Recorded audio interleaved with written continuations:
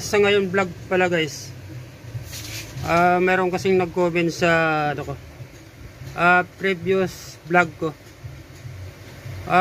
Sinabi niya mayroon daw Juson na kagaya rin ng 502. Actually, mayroon nga. Ito. Juson. Ito guys, 602 USB BT. Hindi ko sure kung original na klase ito ng Juson. Pero nakita ko sa online, tiningnan ko, mayroon kang binibintang ganito sa online. Ito nga, parehas na parehas ya.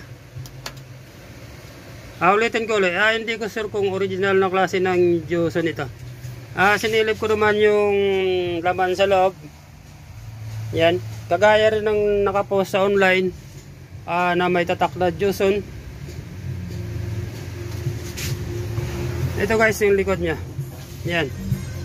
Ito may tatak sang Juson dito. 2021 bago pa. Ito yung kabitan na speaker. Ito lang napansin ko, magkaiba sila ng kabitan ng center. Yung sa 502 kasi na consult nandito yung guys. Ito, magkatabi rito. Tapos yung kanyang blower, na iba yung kanyang design. Parang gaya sa DB Audio. Ito guys, yung likod nito, hindi pa ito nabuksan. Yan, may sticker pa. Tanggalin ko muna yung takip niya para makita natin yung kanyang pisa sa loob. Tanggalin natin ito. Wow! Hindi ko sure kung original ito na klase ng Juson o imitation. Dinaan sa dami yung kanyang kapasitor. 633 volts 1000 UF. Gagawa ko guys ng drawing tungkol dito para may idea yung ating mga viewers. Dinaan kasi sa dami pero mababa siya. Bale naka-parallel kasi yung guys yung lima. Ito lima. Ito yung positive side. Ito yata yung negative side. Ito yung kanyang amplifier. PT. Kung mababa lang. Mababa lang siya. 778. Mababa lang siya. Mas kabila. 778,998. Yung nga may bagong simento rito. Bato.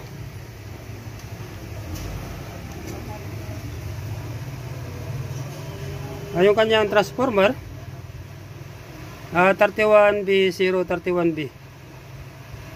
Hindi rin siya lalayo sa mga class B.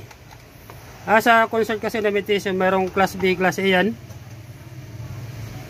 Hindi siya lalayo sa sa class A na consult na imitation. Yung laman nitong Juson.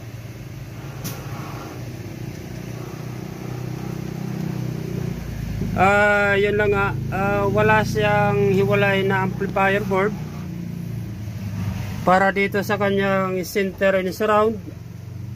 Ito guys, wala siyang hiwalay na amplifier. Sa concert kasi na 502 sa Sakura, maroon siyang hiwalay na amplifier para dito sa surround and center. Dito guys, wala siya. Maring ito lang, may nakaseries na capacitor and resistor. Wala kasi ako nakitang hiwalay na amplifier dito. Maring dito guys, yung ulitin ko ulit, baka may nakaseries lang na capacitor and resistor para sa center and surround. Ang ibig sabihin, dito rin siya kumukuha ng power sa kanyang min amp, itong center and surround. Ulitin ko ulit, sa concert in Sakura, mayroon kasing ginagamit na hiwalay para sa center and surround. yung TDE na 2030. Nakikita nyo guys sa mga previous vlog ko.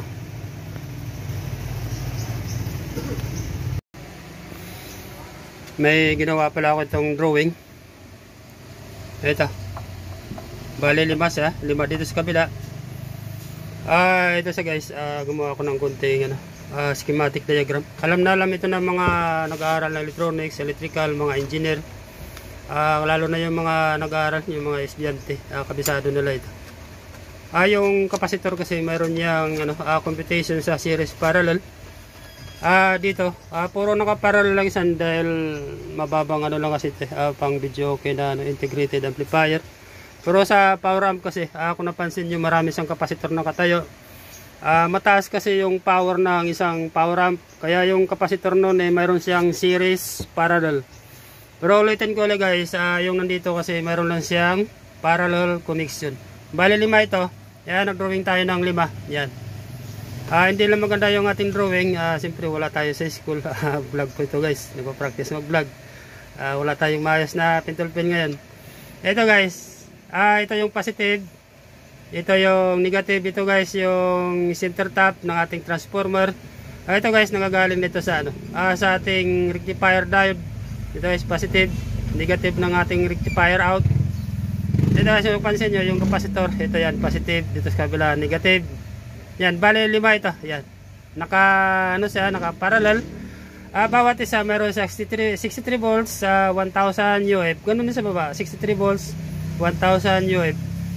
Ang pag-compute niyan guys, ito yung naka-parallel yan. Iba din naman ang computation ng naka-series. I-add mo lang to guys yung 5. Yan. Ang ibig sabihin, ang total nito is 63 volts 5000 UF. Ganun din sa baba, 63 volts 5000 UF. Hindi pa rin siya abot dun sa mga sa ginagamit ng concert yung Sakura. Kahit nga yung yung mga imitation na class A, ang ginagamit kasi na capacitor doon 10,000 UF, 63 volts. Dito pag pinagsasama mo yung 5, 5,000 UF, 63 volts. Hanggang dito lang muna siguro guys. Sana may nakuha kayo ng kunting idea dito sa vlog ko ngayon. Ulitin ko lang, hindi ko sure kung original na klase ng Joson ito imitation. Sana may mag-comment na Joson lovers. Ulitin ko lang, hanggang dito lang muna siguro guys.